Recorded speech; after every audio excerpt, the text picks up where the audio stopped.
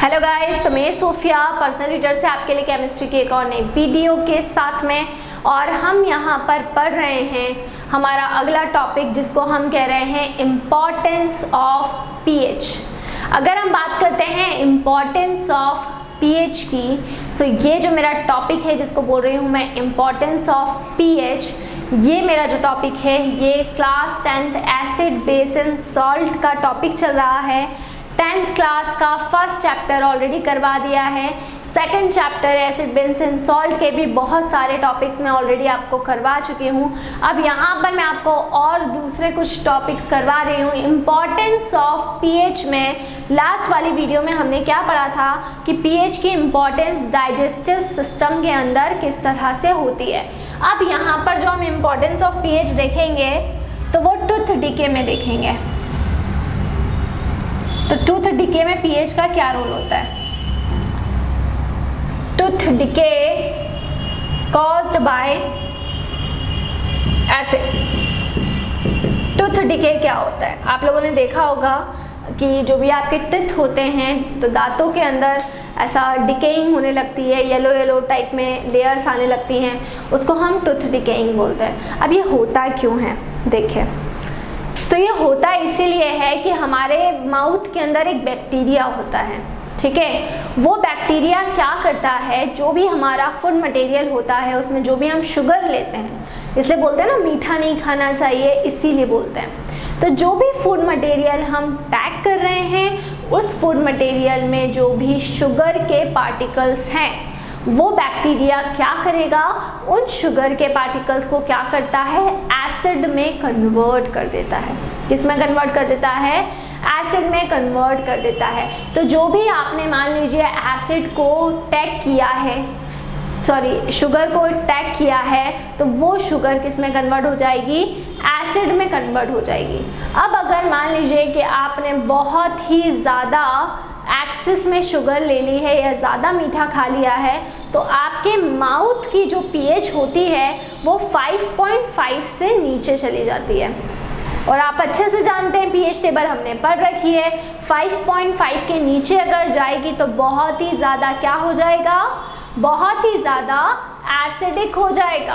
क्योंकि 7 होता है न्यूट्रल, 7 से 5 तक ठीक है, जब तक 7 से 5 तक आया तो वीक एसिड था, लेकिन जैसे ही पीएच गई 5.5 के नीचे, सब एसिड किस तरफ बढ़ रहा है? स्ट्रॉन्ग एसिड की तरफ बढ़ रहा है। तो आपने शुगर, जितनी ज़्यादा आप शुगर खाएंगे उतनी ज़्यादा एसिड की पावर, और एसिड की पावर ज़्यादा तो उतना ज़्यादा स्ट्रॉन्ग एसिड। तो जैसे ही पीएच 5.5 से कम होती है वैसे ही आपके माउथ में, आपके टूथ में डिकेइंग स्टार्ट हो जाता है। क्लियर? तो वो डिकेइंग स्टार्ट हो जाएगा जिसको हम क्या बोलेंगे? Tooth decaying. समझ में आया इतना? माउथ की पीएच भी कंट्रोल होना देखिए कितना ज़्यादा ज़रूरी है। अगर माउथ की पीएच भी बैलेंस नहीं होगी तो वो भी दिक्कत देगा। अब यहाँ पर इस टूथ डिकेइंग को तो हमने पढ़ लिया है, लेकिन इस टूथ डिकेइंग का कोई सोल्यूशन तो होगा कि हम इस टूथ डिकेइंग को कैसे रोक सकते हैं। सो हम मॉर्निंग टू नाइट क्या करते हैं? मॉर्निंग सबसे पहले सुबह उठकर, और नाइट में हम क्या करते हैं? ब्रश करते हैं, टूथपेस्ट से ब्रश करते हैं। इसलिए बोला जाता है कि अच्छी क्वालिटी का टूथपेस्ट यूज़ करना चाहिए, ठीक है। तो वो टूथपेस्ट क्या करता है, जो हमारे माउथ में एसिड होता है, एक्सेस ऑफ एसिड होता है, उसको न्यूट्रलाइज कर देता है। अब न्यूट्रलाइज कैसे करेगा? तो वो क्या करेगा, वो क्या है, वो माउथ में क्या है? एसिड है। तो टूथपेस्ट में क्या होगा? एसिड को कौन न्यूट्रलाइज करता है? अभी स्टार्टिंग से चैप्टर पढ़ रहे हैं ना, एसिड को न्यूट्रलाइज करता है बेस। सो वो जो माउथ में एसिड था उसको किसने न्यूट्रलाइज किया? उसको न्यूट्रलाइज किया बेस ने। वो बेस जैसे ही एसिड के साथ में जाकर मिलेगा तो वो क्या बन जाएगा? जैसे ही वो बेस और एसिड मिलेंगे तो बेस क्या करेगा? एसिड को न्यूट्रलाइज कर देगा। इसलिए अच्छे क्वालिटी के टूथपेस्ट का यूज़ करना चाहिए। तो वो टूथपेस्ट के अंदर क्या रहता है? वो टूथपेस्ट अल्कलाइन होता है, उसमें बेसिक कैरेक्टर होता है जिसकी वजह से वो एसिड को न्यूट्रलाइज कर देता है और टूथ डिकेइंग नहीं हो पाती। क्लियर है? अब मैं देखो इसका आंसर आपको लिखवा देती हूँ। The bacteria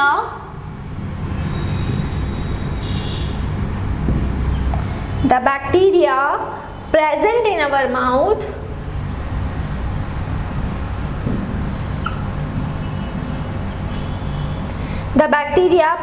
our mouth converts the sugar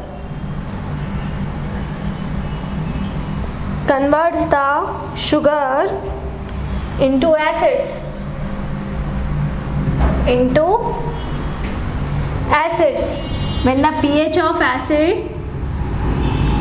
the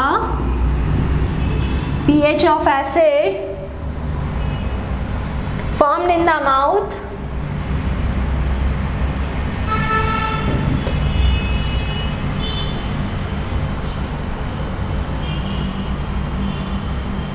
falls below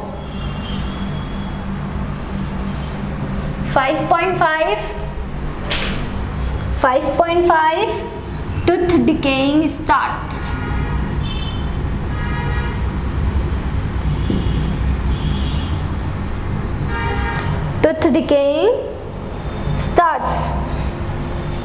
The excess acid has to be removed.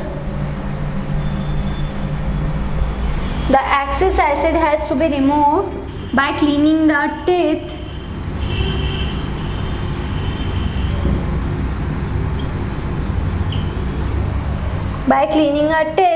with a good quality of toothpaste.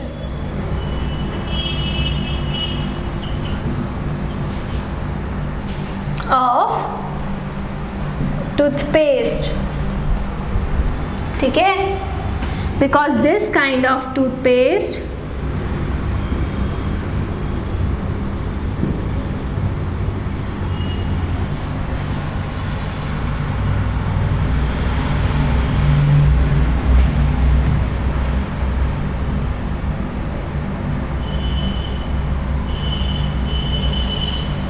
is alkaline in nature.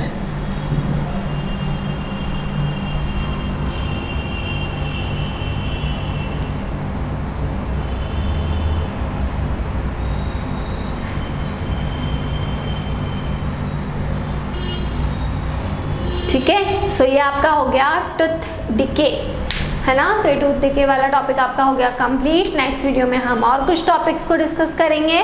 सो इसी तरह से जुड़े रहिए हमारे साथ में, वीडियोस को लाइक करते रहिए, चैनल को सब्सक्राइब करना ना भूलें।